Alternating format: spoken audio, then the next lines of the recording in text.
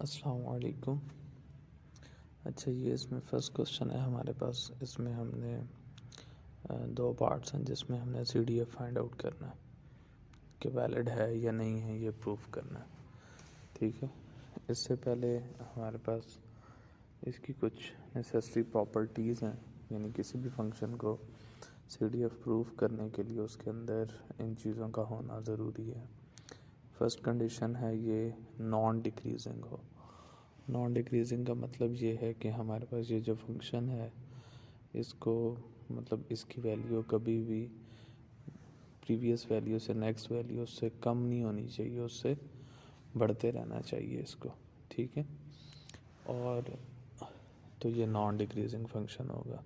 कोई भी ऐसा फंक्शन कि जिसकी वैल्यू हमारे पास हम समझते हैं कि ये जो है वो अब प्रीवियस वैल्यू से नेक्स्ट जो वैल्यू है वो कम आ रही है उस फंक्शन की, तो स्ट्रेट अवे हमारे पास वो डिक्रीजिंग फंक्शन होगा। जो डिक्रीजिंग फंक्शन होगा वो CDF नहीं होगा।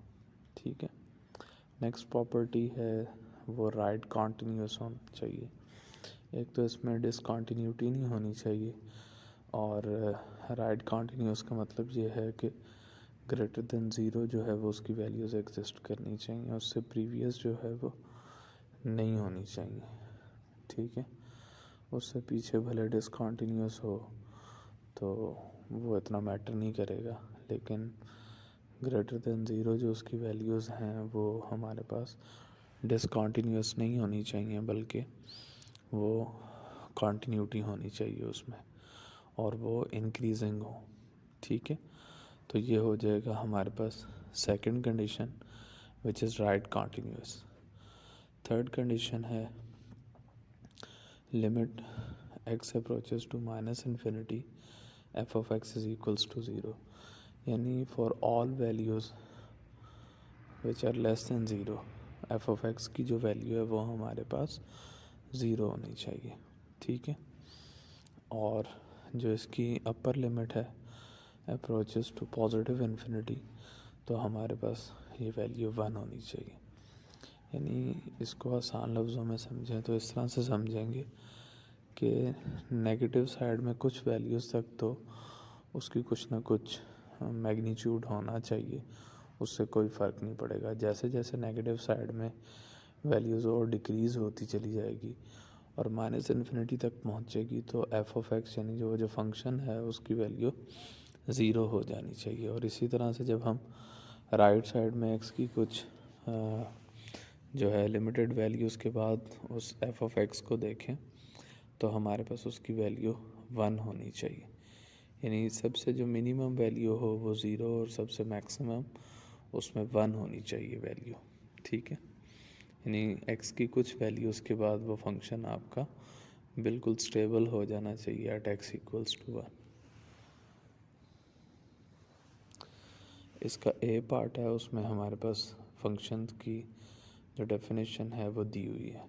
ठीक है, तो सबसे जो फर्स्ट उसकी कंडीशन है कि that it is for x is less than zero it is zero, for f of x between 0 and 8 ये हमारे पास 1/64 minus x minus mod of x square plus 16 mod of x, और ये 1 है for x greater और equals to 8।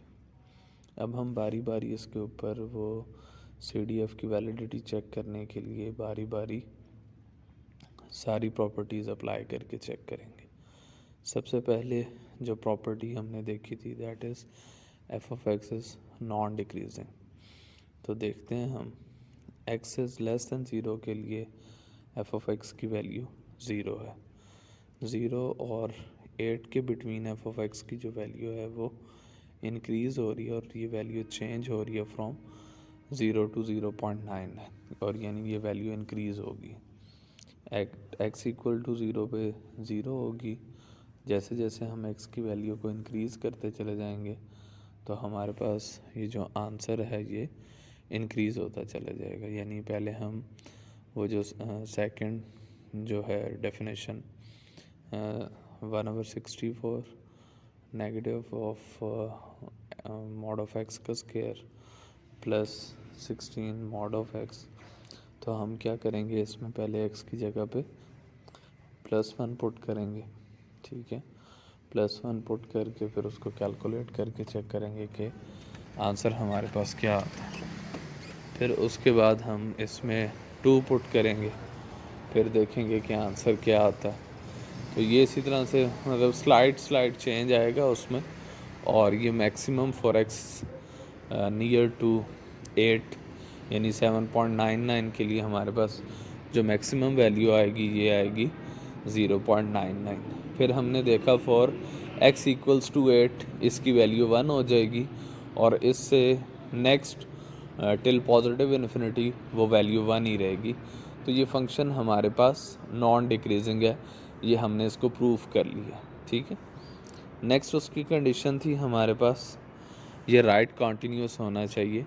तो हमने देखा for x is less than 0, ये हमारे पास इसकी सारी वैल्यू 0 हैं टिल -इन्फिनिटी, और 0 से ऑनवर्ड 8 तक जो है ये इंक्रीज़ हो रहा है, और 8 के बाद ये फंक्शन कांस्टेंट हो जाएगा, यानी इसकी वैल्यू 1 हो जाएगी टिल पॉजिटिव इन्फिनिटी।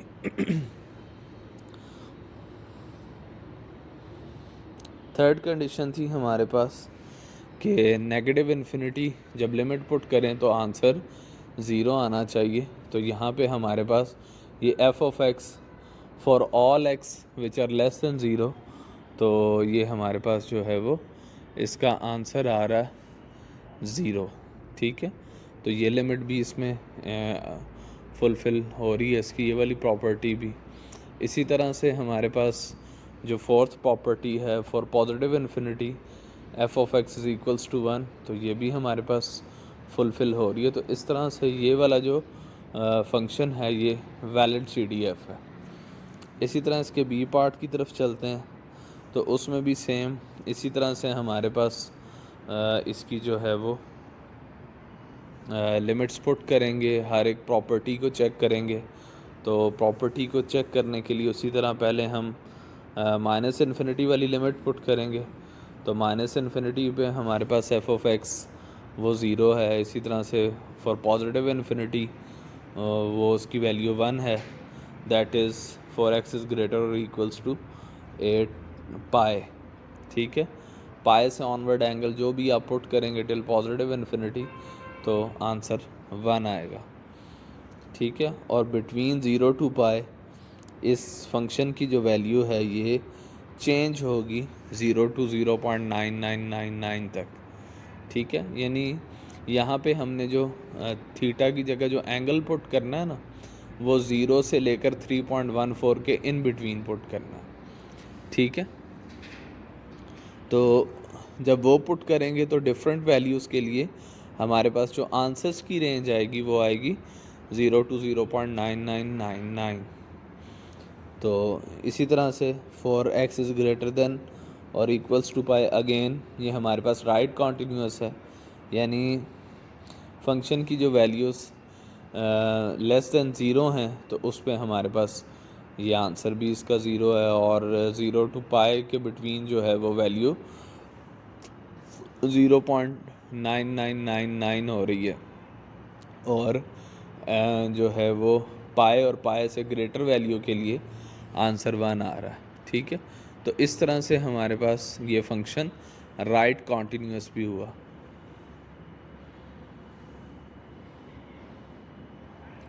उसके बाद ये हमारे पास क्वेश्चन नंबर 2 है। इसमें PDF गिवन है, हमने CDF फाइंड करना है, ठीक है। CDF गिवन हो तो उसका डेरिवेटिव लेंगे तो PDF आएगा, और PDF गिवन है तो हम उसका इंटीग्रल लेंगे तो हमारे पास CDF आएगा। सो हम इसी फंक्शन को -इन्फिनिटी टू पॉजिटिव इन्फिनिटी इसको इंटीग्रेट करेंगे with respect to x to find the value of CDF। तो f of x, small f of x को हम इंटीग्रेट करेंगे। अच्छा, तो हम क्या करेंगे, इसकी स्प्लिटिंग कर लेंगे फंक्शन की। अच्छा, ये इसमें ये जो u ऑफ x ऑफ -1 है, ये हमारे पास यूनिट स्टेप फंक्शन होता है, अब u ऑफ t जो है ये हमारे पास यूनिट स्टेप फंक्शन है। At t equals to zero जो है वो इसकी वैल्यू t इक्वल्स टू और ग्रेटर देन ज़ीरो, इसकी value throughout till positive infinity 1 रहती है, और इससे पीछे पीछे जो है वो इसकी वैल्यू 0 रहती है। अच्छा, इसी तरह से अगर हमारे पास हो u of t minus one, यानी जो भी उसमें टाइम शिफ्टिंग, इसको कहते हैं टाइम शिफ्टेड फंक्शन, तो जो भी टाइम में शिफ्टिंग आ रही है टी के साथ जो भी प्लस माइनस करके वैल्यू है, तो आप उस पूरे फैक्टर को इक्वल्स टू ज़ीरो पुट करेंगे और वहाँ पे हम चेक करेंगे कि टी की क्या वैल्यू आ रही है। ठीक है, तो टी की जो भी वैल्यू आएगी उस वैल्यू के ऊपर हमारे पास वो फंक्शन, ये यूनिट स्टेप फंक्शन की वैल्यू 1 होगी अगर इसके पीछे कोई भी कांस्टेंट नंबर नहीं लिखा हुआ। अगर इसके पीछे कोई 2, 3, 4, 5 इस तरह करके कोई नंबर है तो ये यूनिट स्टेप यानी वो 1 की जो वैल्यू है उस कांस्टेंट नंबर से मल्टीप्लाई हो जाएगी। अच्छा, इस केस में चूंकि पीछे कुछ नहीं लिखा हुआ तो हमारे पास जो उसका मैग्नीट्यूड होगा वो 1 आएगा। ठीक है, अब ये है u of t minus one, तो इसका मतलब ये है कि सॉरी x माइनस वन है, तो x इक्वल्स टू वन पे इस x इक्वल और ग्रेटर देन वन पे इसकी वैल्यू 1 रहेगी टिल पॉजिटिव इन्फिनिटी। तो हमारे पास ये जो लिमिट है ये इसको हमने चेंज कर दी है और ये हमारे पास हो जाएगी जी माइनस इन्फिनिटी से पॉजिटिव इन्फिनिटी, और इसमें हम इसको इसकी जो वैल्यू है वो -1 से 1 के दरमियान। अच्छा, ये u of x plus one minus you of x minus one, यानी -1 से 1 के दरमियान जो है वो हमारे पास इस फंक्शन की जो वैल्यू है वो 1 रहेगी, और उससे आगे और उससे पीछे जो है वो 0 हो जाएगी। यानी यहाँ पे हम दो यूनिट स्टेप फंक्शंस को सब्ट्रैक्ट कर रहे हैं। ठीक है, तो इस ड्यूरेशन के दरमियान इसकी वैल्यू 1 रहेगी, अदरवाइज़ जो है वो ये 0 हो जाएगा। अच्छा, उसके बाद जो दूसरा हमारे पास है डेल्टा फंक्शन। डेल्टा फंक्शन ये इम्पल्स फंक्शन होता है और x की उसी पर्टिकुलर वैल्यू के लिए इसकी वैल्यू 1 होती है, अदरवाइज़ ये for all values of x less than और ग्रेटर देन दैट वैल्यू ये हमारे पास 0 होगी। यानी अगर डेल्टा ऑफ x है तो x इक्वल टू 0 पे हमारे पास 1 वैल्यू की एक स्पाइक आएगी, एक हम एरो जो है वो यूज़ करेंगे ऑफ मैग्नीट्यूड 1, और उसके अलावा जो है वो हमारे पास ये 0 होगा। ठीक है, तो इसी तरह से अगर हम इसको minus infinity to positive infinity integrate करेंगे तो इसकी वैल्यू 1 रहेगी, वो भले जो मर्जी delta of n x plus one हो, एक्स माइनस वन हो, वट एवर कोई भी वैल्यू हो, उसकी value minus infinity to positive infinity 1 ही होती है। ठीक है, तो ये हमने इसकी वैल्यूज़, अब ये u of x plus one minus you of x minus one, इसको चेंज इसलिए किया है हमने क्योंकि जो है वो x प्लस वन को अगर इक्वल टू 0 करें तो x की वैल्यू -1 आएगी हमारे पास। अब ये जो x की वैल्यू -1 आई है हमारे पास तो -1 पहले आता है, फिर 0 आता है और फिर 1 आता है, तो इसलिए मैंने इसको चेंज कर दिया उसमें से माइनस कॉमन लेके। तो ये हमारे पास जो है वो ये आ जाएगा 1, और इसको इंटीग्रेट करेंगे तो ये x आ जाएगा, तो ये हमारे पास ओवरऑल जो वैल्यू आएगी वो 0 हो जाएगी। तो ये उसके साथ ही हमने इसको प्लॉट भी कर दिया। उससे नेक्स्ट बी पार्ट है, अगेन हमारे पास एफ ऑफ एक्स गिवन है और इसकी डिफरेंट वैल्यूज़ के लिए हम इसका इंटीग्रल लेंगे। उसने कहा है जी फॉर लेस देन -1, यानी -1 से माइनस इन्फिनिटी तक ये एफ ऑफ एक्स 0 है, तो इसका मतलब है उसका इंटीग्रल भी 0 होगा। -1 से 0 तक वो x प्लस वन है, तो हम क्या करेंगे, -1 से 0 x प्लस वन को इंटीग्रेट करेंगे और उससे ऑनवर्ड 0 से पॉजिटिव इन्फिनिटी तक half of e minus x को इंटीग्रेट करेंगे। तो इसको इंटीग्रेट करने के बाद हमारे पास जो वैल्यूज़ हैं वो इस तरह से आ जाएंगी। इसको सॉल्व करेंगे तो हमारे पास एफ ऑफ एक्स जो है वो इक्वल्स टू 2 आएगा। ठीक है, तो ये हमारा जो फंक्शन है, चूँकि ये -1 से 0 के दरमियान है, तो ये सिर्फ -1 से 0 के दरमियान इसकी वैल्यू 2 रहेगी और उससे आगे और पीछे जो है ये हमारे पास ज़ीरो हो जाएगा।